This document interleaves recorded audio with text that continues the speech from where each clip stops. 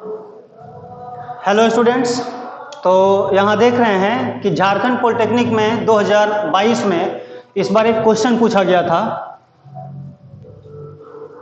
इस क्वेश्चन में कहा जा रहा है कि अगर ए ओ सी, अगर ये तीनों पॉइंट कॉलिनियर है तो ए और बी के बीच में कौन सा रिलेशन सही होगा। झारखंड पॉलिटेक्निक 2022 में ये क्वेश्चन पूछा हुआ है इस बार, और झारखंड पॉलिटेक्निक 2022 का पूरा सॉल्यूशन हम अवेलेबल करवाएंगे यहाँ यूट्यूब चैनल पे, है ना, और फेसबुक पेज पे भी। तो अभी हम लोग यही देख रहे हैं कि अगर ये तीनों पॉइंट कॉलिनियर है तो ए और बी के बीच में क्या रिलेशन होना चाहिए। ठीक है, सबसे पहला तो ये कि अगर तीन पॉइंट कॉलिनियर है, इसका मतलब ये तीनों पॉइंट ट्रायंगल नहीं बना सकता है। अगर तीन पॉइंट कॉलिनियर है, कॉलिनियर होने का मतलब कि तीनों एक ही लाइन पे आएगा, तो ये ट्रायंगल फॉर्म नहीं कर सकता है। इसका मतलब कि ये तीनों वर्टेक्स का यूज करके अगर एरिया ऑफ ट्रायंगल निकालें तो वो एरिया ऑफ ट्रायंगल क्या होना चाहिए, 0 होना चाहिए। ठीक है, क्लास 10 के कोऑर्डिनेट ज्योमेट्री से हम लोग को पता है कि किसी भी ट्रायंगल का तीनों वर्टेक्स अगर दे दिया है तो एरिया ऑफ ट्रायंगल हम लोग कैसे निकाल सकते हैं।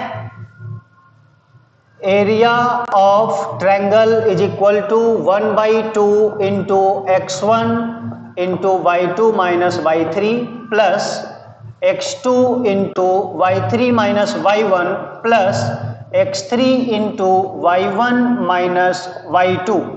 ये होता है फॉर्मूला एरिया ऑफ ट्रायंगल का। ठीक है, लेकिन अगर एरिया ऑफ ट्रायंगल हम 0 कर दें तो पॉइंट्स तीनों जो था ये ए ओ सी, ये तीनों कॉलिनियर होगा, और अगर ये तीनों पॉइंट कॉलिनियर दिया है तो एरिया ऑफ ट्रायंगल 0 होगा। तो क्वेश्चन में हमको बता दिया है कि ये तीनों पॉइंट कॉलिनियर है, इसका मतलब एरिया ऑफ ट्रायंगल क्या होना चाहिए, 0 होना चाहिए। ठीक है, तो क्या हो जाएगा देख लो, एरिया ऑफ ट्रायंगल जब 0 हो जाएगा तो इसका वैल्यू 0।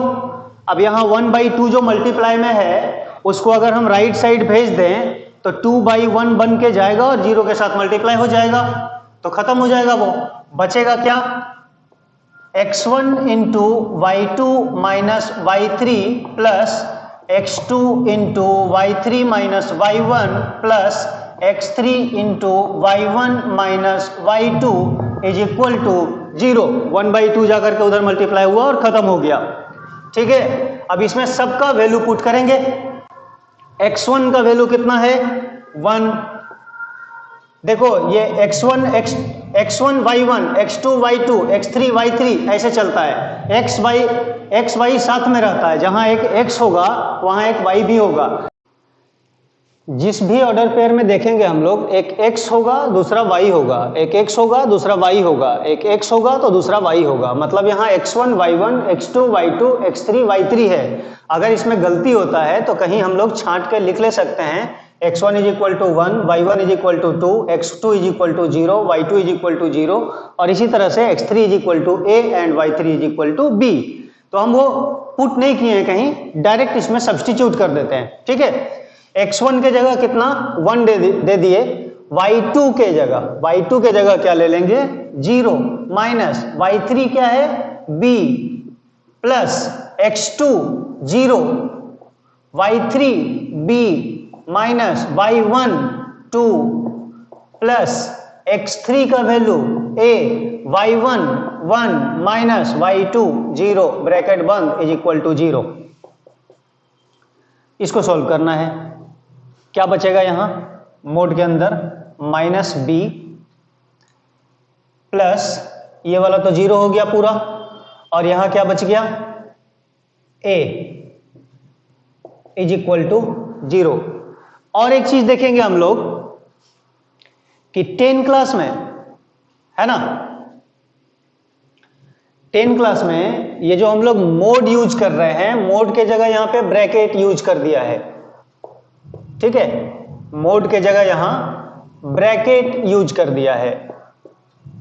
ऐसे मोड इसलिए यूज करते हैं क्योंकि एरिया कभी निगेटिव नहीं हो सकता है, तो हमेशा पॉजिटिव बन के आएगा, लेकिन मोड यूज ही नहीं किया है अभी 10 क्लास तक, तो हम लोग इसको क्या मान के चलेंगे, ब्रैकेट मान के चल रहे हैं अभी। तो क्या मिल रहा है, minus b plus a is equal to 0, यानी कि a is equal to b। ये वाला ऑप्शन सही होगा, ए वाला ऑप्शन इसका सही है।